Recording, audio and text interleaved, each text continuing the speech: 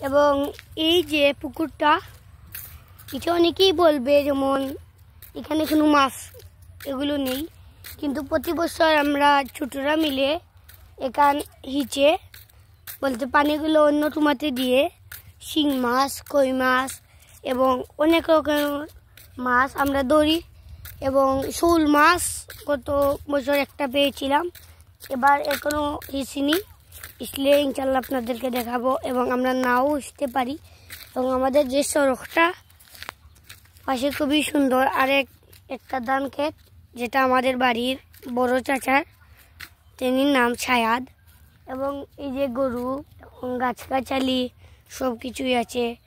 এবং আমাদের যে রাস্তাটা, এটা খুবই ভাঙা, এর জন্য আমরা এখানে হেঁটে গেলে খুবই কষ্ট হয়।